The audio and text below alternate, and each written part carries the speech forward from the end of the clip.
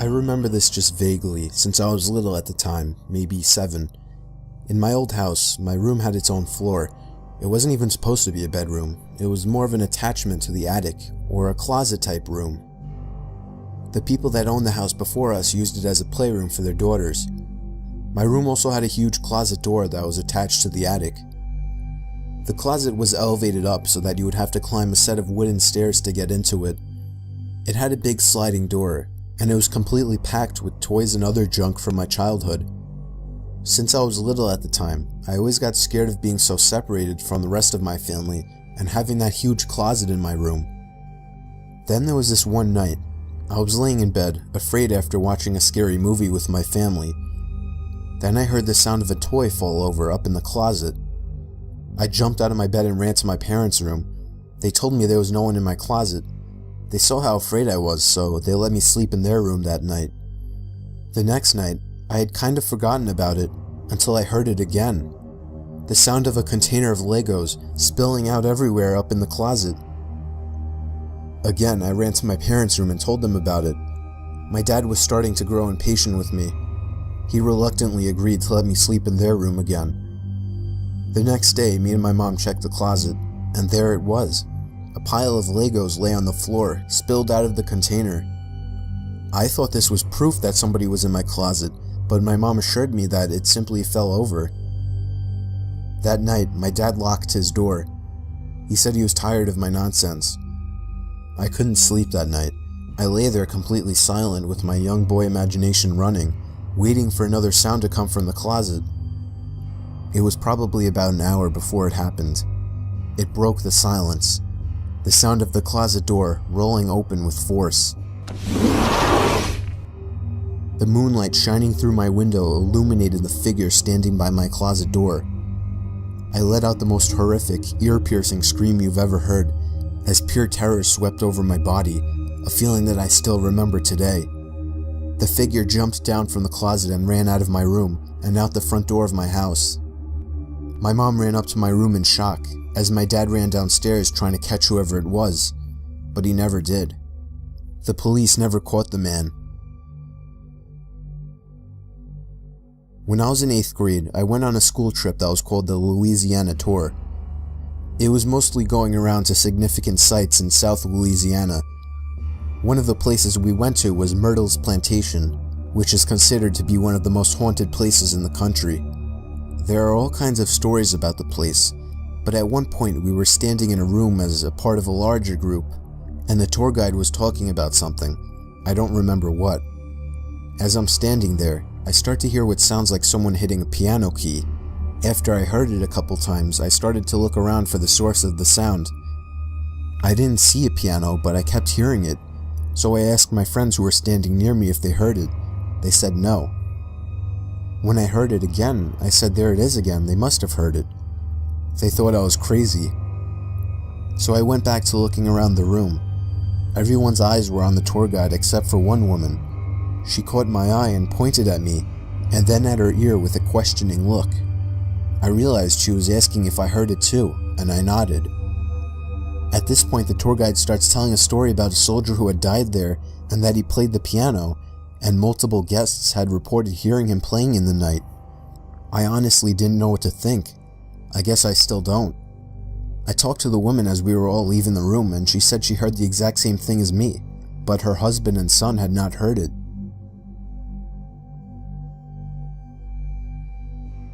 It was near Halloween time when my friends and I were telling ghost stories. My friend said she was going to tell a story about her parents' first date. She said she didn't like telling the stories since it was actually true, but we prodded her on. To cut to the chase, the parents had a nice, if awkward, first date, and around the time that they would have said goodnight, the male in the situation, who's my friend's dad, suggested that they go for a midnight hike up Provo Canyon. He apparently knew the place, since he had done a fair amount of rock climbing in the area. So the two drove up the mouth of the canyon, got out of their cars, and started hiking under just the light of the stars, since it was a new moon. At some point, the man starts getting a bad feeling, since the pathway ahead, which would pass under some trees, would be dark, and because it was getting quite late. He ignores the feeling and presses on. A minute later, the feeling came back to the man. He ignored it again and started walking a bit of the way into the trees when his foot hit something soft in the middle of the path. Under the trees, it was too dark to see just what this soft thing was, and the feeling came back stronger than ever. Instead of finding out what his foot had bumped into, he and the woman both agreed to hightail it out of there. Years later, after being married for some time, they were watching an interview with the serial killer Ted Bundy.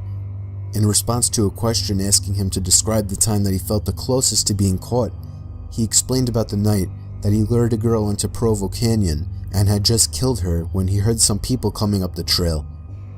He explained how he hid in the trees just in time, only to watch some guy walk right into the body, and for some reason, just turn around and walk away. My school's library is open until 2 in the morning for the idiots like me that don't do their essays until the last minute. It's a pretty small building and most of the books are in the basement area called the stacks. Just to give you a quick layout, there's the big main stairs that go down to the stacks, a vending machine room, and the long hallway with the 4 entrances into the stacks. The stacks are 2 really big rooms on opposite sides of the hallway with a huge amount of bookshelves and study desks lining the walls. I was there around 11 p.m. last year. It was a pretty research-intensive essay, so I was down in the stacks working in one of the study desks, so I didn't have to keep going upstairs and downstairs again. I had been there for maybe 2 hours, and everyone except for a boy working a few desks down from me had already left. I was pretty zoned out by this point. It was an 8 a.m. class, so I didn't have much time until it was due, and I was sort of panicking.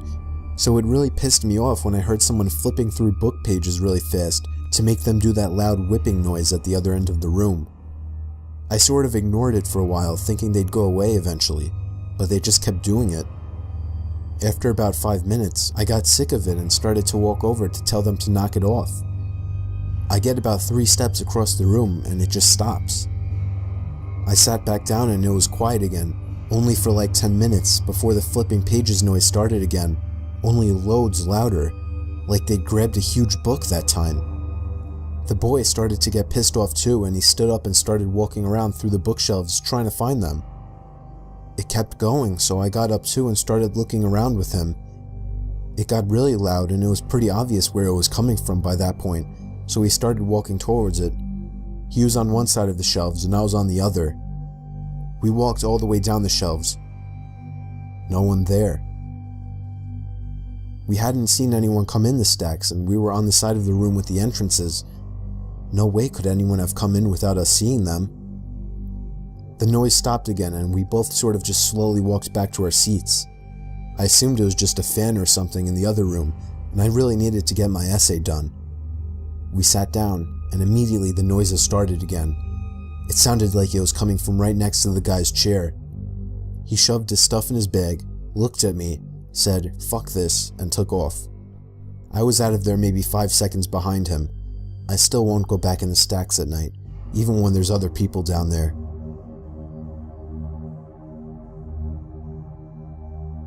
This happened when I still had my fishing boat.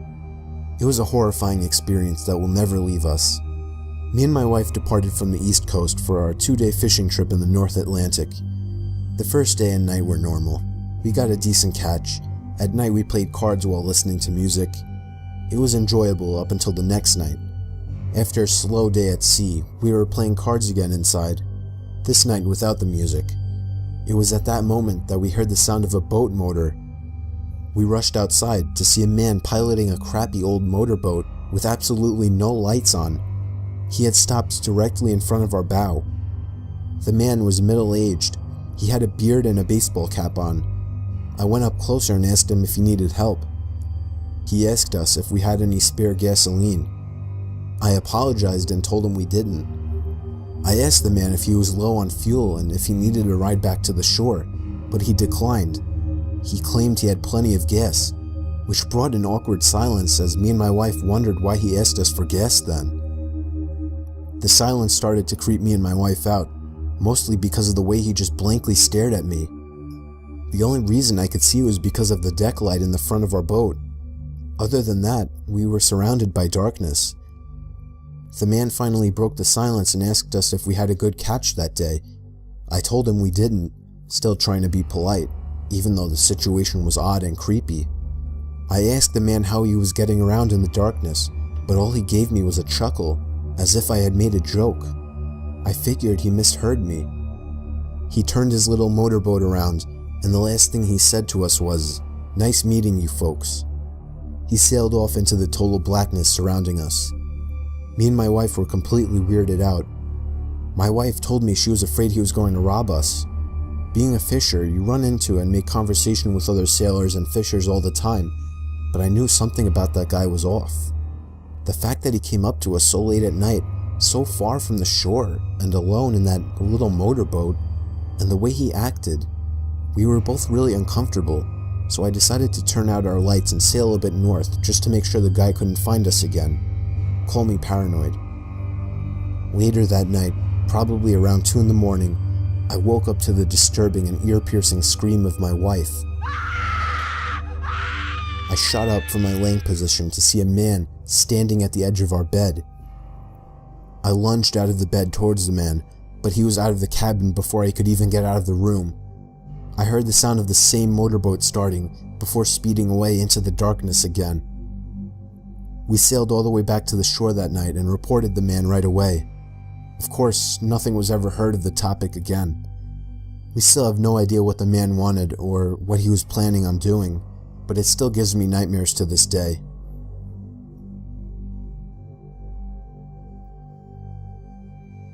The way my bedroom was laid out was that across the room from my bed, there's a small alcove that does not receive any light because of the closet that's slightly in front of it. So the closet blocks the ceiling light and the ambient light from outside when it's dark. I was in 4th year high school and was trying to sleep but couldn't. You know that feeling like someone's staring at you? I was feeling it. I couldn't shake it, and it just felt like whatever was staring at me had such malicious intent in it. I opened my eyes and my gaze was drawn to that dark corner of the room where I saw a hazy, darker outline in it. I got goosebumps, but thought that it was nothing there. I'm just imagining things. I closed my eyes again, trying to force myself to get sleep, but I can't shake that evil feeling stare. Then, there was a creak sound, the sound from somebody putting pressure on the floor. I opened my eyes again, and that shadow thing was in the opposite corner now. All my inner senses went ballistic, and I threw my pillow and blanket over my head as I cried myself to sleep, all while hoping that the thing wouldn't come closer. I know I didn't imagine or dream it, and it still sends chills down my spine to this day.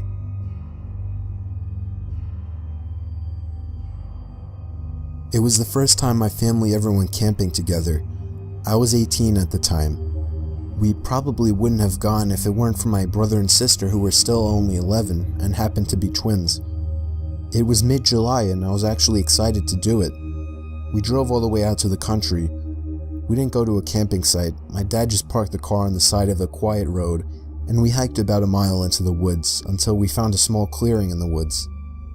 We pitched our 2 tents, one for me and my siblings and one for my parents. So come nighttime, I couldn't sleep at all. Trying to fall asleep in that sleeping bag was like trying to fall asleep on the grass. I just couldn't get to sleep. I spun around and tried to make myself comfortable for hours. My little brother and sister had been asleep for a long time at that point. And then I heard the sound of the zipper to the tent zipping down. I looked up and saw someone poking their head into the tent. I couldn't see who it was. "Dad?" I whispered. Whoever it was removed their head from the inside of the tent. "Dad?" I said louder. Whoever it was quickly moved away from the tent, leaving it unzipped. I was so confused. I was sure it was my mom or dad just checking on me, so I crawled out of the tent and walked over to my parents' tent. I unzipped it and crawled inside. My parents were both in their sleeping bags. I shook my dad until he woke up. I asked him if he had just checked on us. He said no. I got chills as he said it. I then woke up my mom, hoping that it was her, but she groggily told me that she hadn't left the tent either. I got goosebumps all over as I came to the realization that somebody actually came up to our tent, opened up the zipper, and peered inside. A stranger. For all I know, some sort of psycho. I couldn't even really tell if my parents took me seriously or not, or maybe I just don't remember. But I do remember that I didn't get a minute of sleep that night.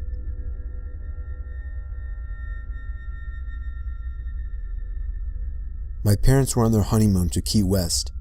When they arrived at the hotel to check in, they were told that the room would be non-smoking. With my dad being a smoker, they requested a different room. They got the room switch and went to their room.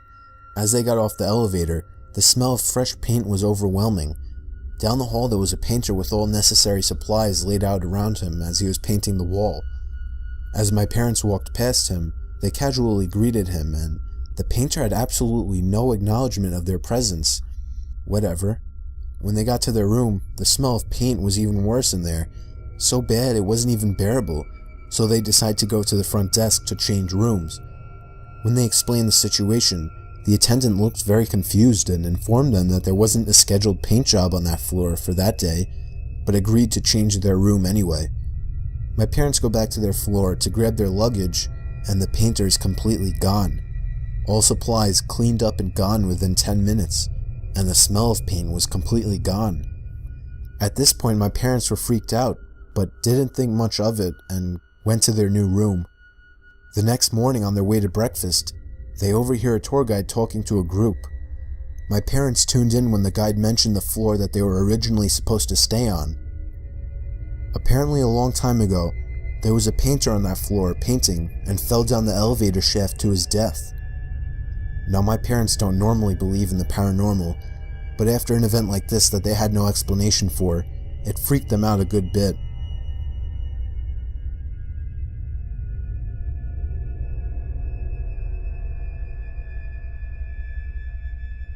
This story didn't happen to me, it happened to my cousin, and yet it still freaks me out thinking about it.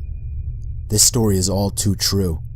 My cousin Nikki was on Skype with his girlfriend Sam at around 1 in the morning on a Friday night. She was asking him to come over and stay the night, but he didn't really want to drive over that late. Sometime into the conversation, Nikki noticed the closet door behind Sam open a crack. Nikki pointed it out, and Sammy turned and looked at the closet. They both ended up ignoring it. It was probably another half hour into the conversation that the closet door creaked open even more. Nikki spotted it again and told Sam that her little brother must be hiding in the closet. She denied it and told him the window was open or something, so there must have been a draft. It was about half an hour later that the closet door completely opened and somebody stepped out of the closet and walked out of Sam's bedroom. Sam didn't seem to notice, but Nikki got startled from what he just saw. He told her that her little brother was hiding in her closet, but what she said next scared Nikki shitless. She told him that she was home alone that night. Nikki started yelling at the screen for her to lock her door and call the police, and that he would be over there as fast as he could. Sam just started to understand the situation as she turned and saw the closet door completely open. She ran over to her doorway and let out a blood-curdling scream before slamming the door shut and locking it. Nikki drove over as fast as he could while calling the police. When he got there, the front door was left open, so he ran into the house into Sam's room. He knocked on the door and told her it was him, but she wouldn't answer. When the police finally arrived, they busted open the door to find her curled up in the corner of the room in shock. She later told the police that she had seen somebody standing face to face with her at the doorway before shutting the door.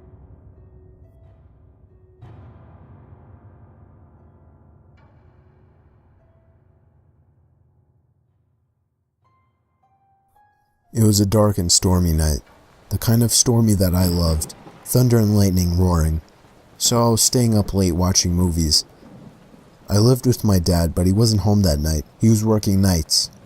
Anyway, after I finished watching the movie Forrest Gump for the 100th time, I decided 2 a.m. was a good time to get some shut-eye.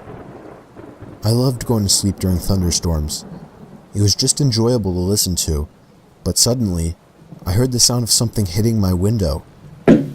It wasn't the sound of rain hitting the window, but in such a big storm I didn't think much of it and put my head back down. But a few seconds later, the same noise. Something hits the window again. This time I made the sound out to be a rock hitting the window. My heart started racing. It couldn't be my dad. He would call if something was wrong.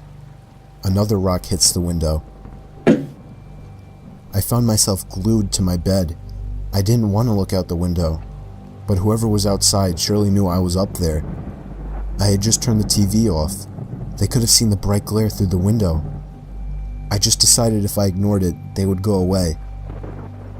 Another rock hit the window, and then another. It was getting faster. The rain started to lighten up, and that's when I heard the sound of a truck engine running down in the street. A much louder thump to the window was where I drew the line. I got out of my bed planning to call the cops. I ran down the stairs towards the phone, but as I passed the front door, I saw something. Something through the glass window at the top of the door. It was the face of a person looking through to me. It seemed like they had a smile on their face. I sprinted to the kitchen and called the police. They said there was an officer nearby, and they should be there shortly. Whoever was at the door started fiddling with the doorknob and eventually ramming into it, trying to bust it open. I grabbed a knife for protection and yelled that the police were coming, before running back upstairs to my room. After about a minute, the ramming to the door stopped, and there were no more rocks hitting my window. I still didn't dare to look out the window, but I remember hearing the sound of the truck drive off. A few minutes later, I heard the sound of a police siren outside, and moments later, the doorbell rang. I explained everything to the officer. I described the face as best as I could. Unfortunately, I couldn't provide him any information about the vehicle. If only I had looked out the window. I still regret not taking a quick look. There was never enough info for the police to catch these people. Not sure if they had intention of robbing my house, or much worse.